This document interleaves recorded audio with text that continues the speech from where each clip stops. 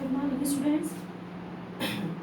Last class में हम लोग ने पढ़ा था असर्टिव सेंटेंस और इंट्रोगेटिव सेंटेंस के बारे में, जिसमें असर्टिव सेंटेंस में बताया था आप लोगों को कि असर्टिव सेंटेंस वो सेंटेंस होते हैं जो हमें किसी फैक्ट के बारे में बताते हैं, किसी घटना के होने के बारे में बताते हैं या किसी आइडिया के बारे में बताते हैं।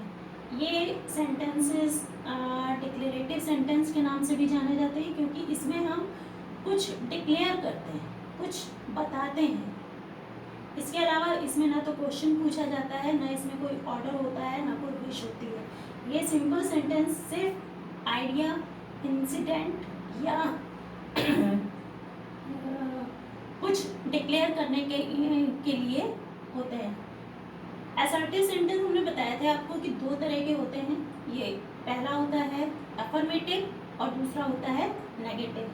अफर्मेटिव वो होता है जिसमें सकारात्मक भाव छुपा होता है, और नेगेटिव वो होता है जिसमें नकारात्मक भाव छुपा होता है। तो अब इस एक्सरसाइज से हम लोग समझेंगे कि कौन से सेंटेंस इसमें, ये सारे असर्टिव सेंटेंस के एग्जाम्पल हैं, और इसमें से कुछ अफर्मेटिव है और कुछ नेगेटिव है।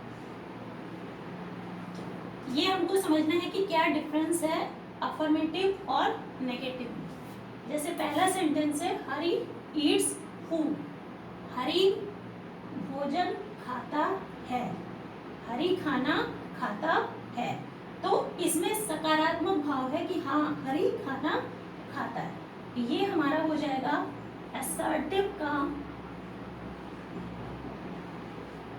अफर्मेटिव।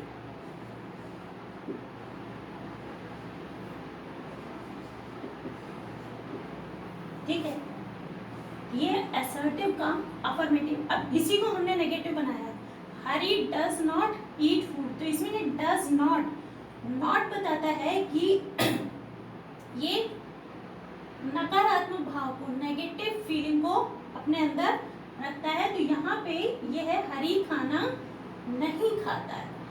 ये आपका एग्जाम्पल होगा असर्टिव नेगेटिव का। असर्टिव सेंटेंस ये भी है, असर्टिव सेंटेंस ये भी है, लेकिन ये असर्टिव अफर्मेटिव है और ये असर्टिव नेगेटिव। सेंटेंस दोनों ही असर्टिव है, लेकिन अंतर ये है कि इसमें नॉट नहीं लगा है तो ये अफर्मेटिव है, और इसमें नॉट लगा है या ये नकारात्मक भाव नहीं का की फीलिंग अपने अंदर रख रहा है, इसमें नहीं का भाव आ रहा है, इसलिए ये नेगेटिव है। सेकंड सेंटेंस है गीता इज स्लीपिंग। तो गीता सो रही है। अब इस सेंटेंस में आपने देखा कि इसमें ईट्स से पहले कोई वर्ब नहीं है, ये आपका इंडेफिनिट टेंस है, और इसमें इससे पहले कोई हेल्पिंग, इंडेफिनिट टेंस में कोई हेल्पिंग वर्ब नहीं होती है। वर्ब में ही एस या ईएस लगा के हम उसको हेल्पिंग वर्ब की तरह से यूज करते हैं। लेकिन जब हम इसका नेगेटिव बनाते हैं तो नेगेटिव में नॉट के साथ कोई ना कोई हेल्पिंग वर्ब होनी जरूरी है, इसलिए यहाँ पे नॉट से पहले डज लगा है। लेकिन इस सेंटेंस में आपकी वर्ब ये है स्लीपिंग, और इज जो है ये इसकी सहायक क्रिया है। गीता इज स्लीपिंग, तो यहाँ गीता सो रही है। तो ये कौन सा टेंस हुआ, कौन सा सेंटेंस हुआ? ये हो गया आपका असर्टिव का अफर्मेटिव।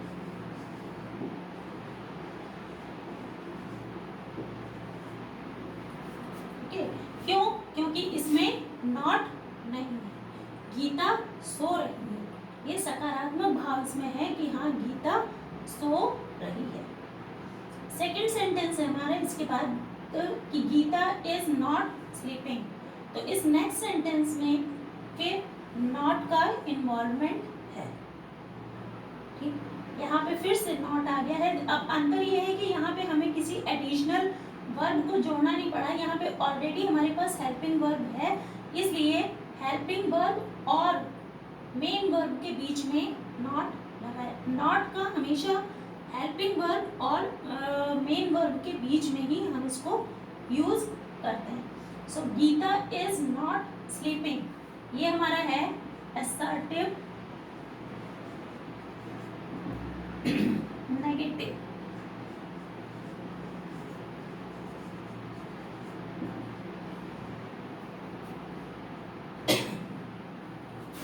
ठीक है, ये हो गया असर्टिव नेगेटिव, क्योंकि यहाँ पे नॉट का इन्वॉल्वमेंट है, नॉट बीच में लगा है हेल्पिंग और मेन वर्ब के बीच में, इसलिए ये आपका नेगेटिव सेंटेंस है। नेक्स्ट है I have done my work, मैंने अपना काम कर लिया है या मैं अपना काम कर चुका हूँ। वंस अगेन यहाँ पे फिर आपका अफर्मेटिव सेंटेंस है, क्योंकि इसमें सकारात्मक भाव है, हाँ का भाव छुपा है कि हाँ मैंने अपना काम कर लिया है। तो ये हो गया आपका असर्टिव अफर्मेटिव।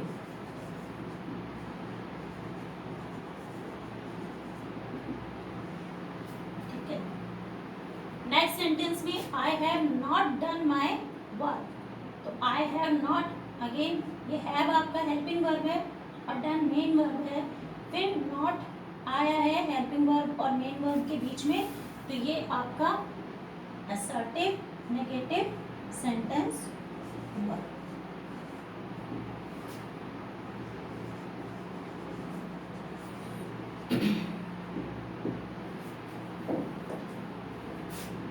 इन शॉर्ट अगर हम कहते हैं कि आपने देखा होगा इसमें जहां जहां नॉट का इन्वॉल्वमेंट है वो नेगेटिव सेंटेंस है। नेगेटिव मतलब नो, नकारात्मक, और अफर्मेटिव मतलब यस, सकारात्मक। तो जहां जहां भी नॉट लगा है वो आपका नेगेटिव सेंटेंस है।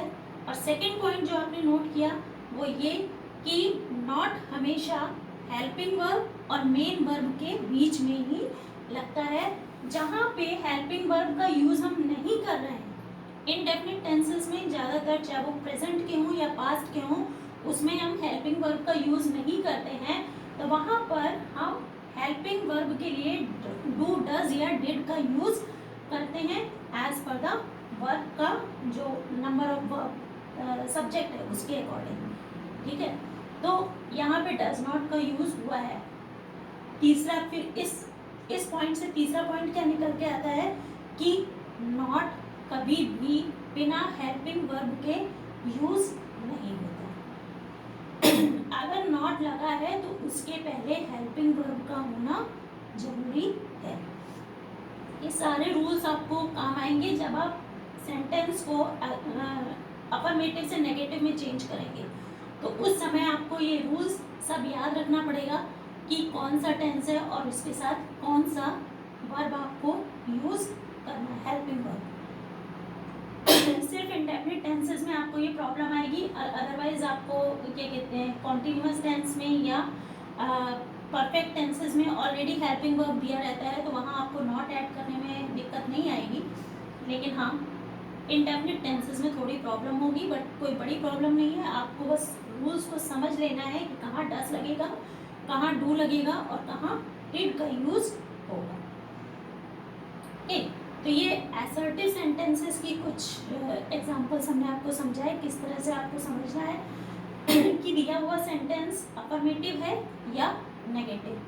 अब इसके बाद हम एक एक्सरसाइज आपको असर्टिव सेंटेंस की सेंड करेंगे, उसमें आपको इसी तरह से असर्टिव, अफर्मेटिव, असर्टिव, नेगेटिव इस तरह से लिखना है। ओके, ठीक। अब नेक्स्ट क्लास में हम आपको इंट्रोगेटिव सेंटेंस के बारे में बताएंगे।